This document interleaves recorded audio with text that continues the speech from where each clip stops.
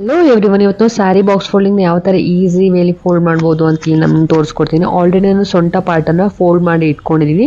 Then ನಾನು easy ಆಗಲಿ ಅಂತ ಫ್ರಂಟ್ ಪ್ಲೀಟ್ನ ಪಿನ್ ಹಾಕಿ ಮೆಷರಿಗೋಸ್ಕರ ಇಟ್ಕೊಂಡಿದ್ದೀನಿ. ಓಕೆ, ದೆನ್ ಎಕ್ಸೆಸ್ ಸ್ಯಾರೀಸ್ ಏನಿದೆಲ್ಲ ಅದನ್ನು ನಾನು ನೀಟಾಗಿ ಅರೇಂಜ್ ಮಾಡಿಕೊಂಡು ಫೋಲ್ಡ್ ಮಾಡ್ಕೊಳ್ತಾ ಇದ್ದೀನಿ. ಯು ಕ್ಯಾನ್ ಸಿ ನೀಟಾಗಿ ಅದೊಂದು ಸಲ ಫೋಲ್ಡ್ ಆಗಬೇಕು ನಮಗೆ, ಇಲ್ಲ ಅಂದರೆ ನಾವು ಸ್ಯಾರಿ ಓಪನ್ ಮಾಡಿದಾಗ ನಮಗೆ ಅದು ಫೋಲ್ಡ್ ಹಾಗೆ ಕಾಣಿಸುತ್ತೆ.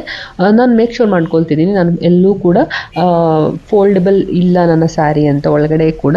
ಓಕೆ, ಸೊ ಒಂದ್ಸಲ ನೀಟಾಗಿ ಫೋಲ್ಡ್ ಆದಮೇಲೆ ನಾನೇನು ಮಾಡ್ತಾ ಇದ್ದೀನಿ, ಸೀರೆ ಬಾಕ್ಸ್ ಫೋಲ್ಡಿಂಗ್ ಸ್ಟಾರ್ಟ್ ಮಾಡಿಕೊಂಡು ಯು ಕ್ಯಾನ್ ಸಿ ನನ್ನ ಸೀರೆ ಪ್ಲೀಟ್ಸ್ ಏನಿದೆಲ್ಲ, ಫ್ರಂಟ್ ಪ್ಲೀಟ್ಸ್ ಏನಿದೆ ಅಲ್ವಾ, ಅದು ಮಿಡಲಲ್ಲೇ ಪ್ಲೇಸ್ ಆಗಿದೆ. ಓಕೆ, ದೆನ್ ನಾನು 4 ಫೋಲ್ಡ್ನ ಮಾಡಿಕೊಂಡೆ.